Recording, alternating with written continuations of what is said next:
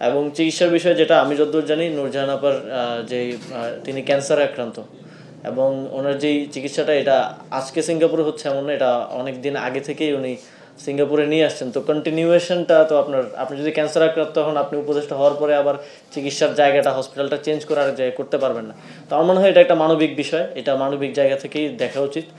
অনেকেই সুযোগ সুবিধার কারণে আর অনেক ডাক্তারই পোস্টিং দিলেও এই প্রান্তিক জায়গাগুলোতে হয়তো যেতে চান না।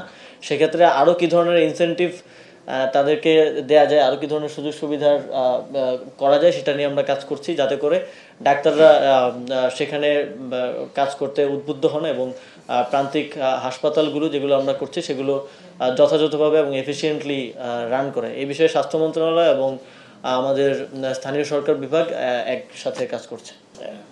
এটার বিষয়ে আমাদের পিএসসি কাজ করবে এবং তাদের শিডিউলের মধ্যে অন্তর্ভুক্ত করে নেবে। ইতিমধ্যে যেটা বললাম যে আরও বেটার সমন্বয়ের জন্য আমরা স্বাস্থ্য মন্ত্রণালয়ের সাথে কাজ করছি এবং সরকারের উচ্চ পর্যায় থেকেও স্বাস্থ্য মন্ত্রণালয়ের জনবল বৃদ্ধি, ডাক্তার বৃদ্ধির জন্য ইতিমধ্যেই সিদ্ধান্ত গ্রহণ করা হয়েছে এবং দৃশ্যমান পদক্ষেপ আপনারা দেখতে পাবেন। আর 5 আগস্টের পরে অনেকগুলো ক্ষেত্রেই আসলে স্থবিরতা দেখা দিয়েছিল। আমরা ইতিমধ্যেই সেই জায়গাগুলোতে উন্নতি করতে পেরেছি এবং আরও আমরা কাজ করে যাচ্ছি। এবং চিকিৎসার বিষয়ে যেটা আমি যতদূর জানি নূরজাহান আপার যে তিনি ক্যান্সারে আক্রান্ত এবং ওনার যেই চিকিৎসাটা এটা আজকে সিঙ্গাপুরে হচ্ছে এমন না, এটা অনেক দিন আগে থেকেই উনি সিঙ্গাপুরে নিয়ে আসছেন। তো কন্টিনিউয়েশনটা তো আপনি যদি ক্যান্সার আক্রান্ত হন, আপনি উপদেষ্টা হওয়ার পরে আবার চিকিৎসার জায়গাটা হসপিটালটা চেঞ্জ করে আরেক জায়গায় করতে পারবেন না। তো আমার মনে হয় এটা একটা মানবিক বিষয়, এটা মানবিক জায়গা থেকেই দেখা উচিত। চিকিৎসার কন্টিনিউয়েশন এক হসপিটাল থেকে আরেক হসপিটালে নিলে এটা অনেক ইমপ্লিকেশনস আছে, আপনারা এটা অবগত আছেন। তো এবং আমি মনে করি যে এটা আমাদের সবার দায়িত্ব, যারা এই পলিসি মেকিংয়ের জায়গায় থাকেন এবং সামনেও আসবেন, দেশের চিকিৎসা ব্যবস্থাটাকেই এমন জায়গায় নিয়ে যাওয়া যাতে করে এরকম দুরারোগ্য রোগগুলোর চিকিৎসা আমরা দেশেই পেতে পারি। ইতিমধ্যে আপনারা জানেন এই বিষয়ে অন্তর্বর্তীকালীন সরকার অনেকগুলো উদ্যোগ নিয়েছে।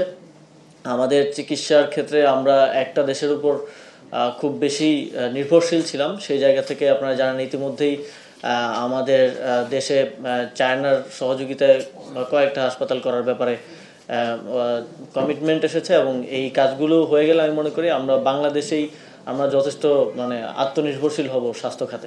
আর ডেঙ্গু নিয়ে আমরা কাজ করছি, তবে এই ডেঙ্গু নিয়ে কাজের ক্ষেত্রটা আপনারা জানেন অনেক ডাইভার্স। এখানে আমাদের জনসচেতনতা থেকে শুরু করে চিকিৎসা সব কিছুর একসাথে করতে হচ্ছে এবং আমি এই বিষয়ে আহ্বান জানাবো নগরবাসীকে, বিশেষ করে এই যেই কারণগুলোতে ডেঙ্গু ছড়ায় সেই বিষয়গুলো নিয়ে আমরা জনসচেতনতা করছি। টিভিগুলোতে আপনারা জানেন অ্যাড যাচ্ছে, এই বিষয়গুলো একটু ফলো করা এবং এই সচেতনতার যে দিকগুলো সেগুলো মেনে চলা, যাতে করে ডেঙ্গুর প্রজনন, এডিস মশার প্রজননটা আমরা নিয়ন্ত্রণ করতে পারি এবং ডেঙ্গুর প্রকোপটা নিয়ন্ত্রণে আনতে পারি। তবে এক্ষেত্রে আমাদের যেই এক্সিস্টিং স্বাস্থ্য ব্যবস্থা হঠাৎ করে এরকম যে ডেঙ্গুর সময়টা আসলে একবারে যে চাপটা বাড়ে সেটা অনেক সময় আপনারা জানেন যে নিয়ন্ত্রণ করা বা মেনটেন করাটা কঠিন হয়ে যায়। তবে এক্ষেত্রে আমরা সমন্বয় করছি স্বাস্থ্য মন্ত্রণালয় সহ সংশ্লিষ্ট সকল কর্তৃপক্ষের সাথে।